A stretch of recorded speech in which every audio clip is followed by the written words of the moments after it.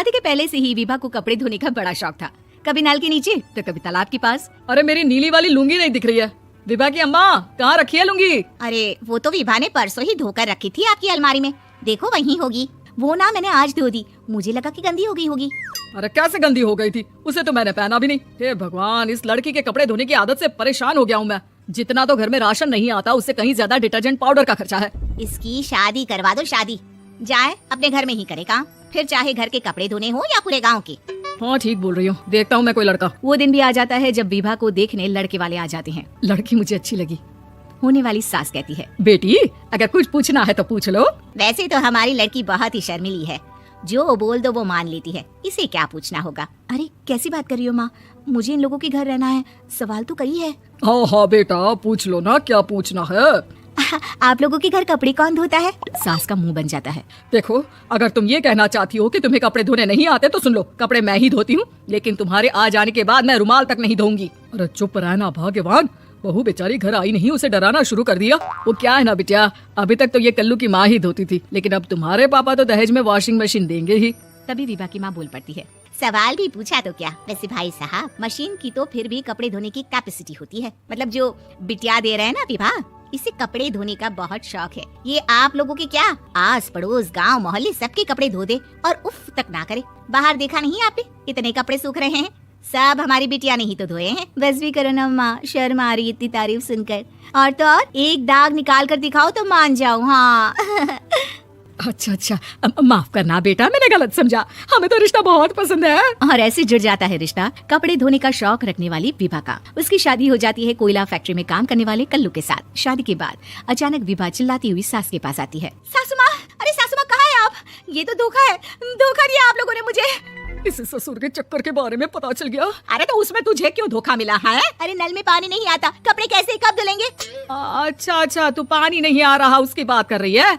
तो आपने क्या सोचा? कुछ नहीं। अच्छा तेरी माँ ने कहा था कि कपड़े धोने का शौक है, तुझे याद आया मुझे।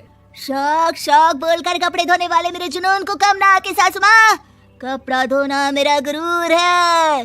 तभी पति भी वहाँ आ जाता है। अभी मैंने इसे सनी देओल की फिल्म दिखाई है, उसी के डायलॉग मार रही है माँ। अच्छा सुन, साफ बता रही हूँ, पानी सुबह 4 से 6 और शाम को 10 से 12 आता है, समझी? विभा टाइमिंग सुनकर हैरान हो जाती है।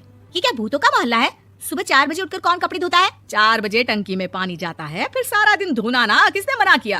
अरे कैसी बात कर रही है, 200 लीटर की टंकी में कितने कपड़े धो लूंगी मैं, सुबह ही उठ जाऊंगी मैं। अब क्या था, विभा सुबह 4 से लेकर रात के 12 बजे तक कपड़े ही धोती रहती। एक रोज सास पड़ोस से निकलकर कहीं जा रही होती है कि साथ वाली कहती है, हाँ कल्लू की माँ, जरा ये बताओ कि 2 साड़ी है, 2 ब्लाउज और 1 पेटीकोट और 1 नाड़ी वाला लंबा कच्छा। हाँ तो अरे तो क्या, कितना लोगी धुलाई ये बताओ। धोबन दिख रहे हैं हम क्या? हमारे पति सरकारी नौकरी से अभी रिटायर हुए हैं और बेटा सुपरवाइजर है कोयला फैक्ट्री में। धोबन समझ रखा है हमें? हाय रे कल्लू की अम्मा, माफ कर दो, वो तो मोहल्ले में यही सब बता रहे थे कि तुमने बहू को कपड़ा धुलवाने के काम में लगा दिया है। सास को पड़ोसन की बात सुनकर गुस्सा आ जाता है। वो घर पहुंचती है जहाँ घर के बाहर ही इतने सारे कपड़े सूख रहे होते हैं जितने की किसी धोबन के घर पर। अरे ओ कल्लू की दुल्हन, बाहर निकल।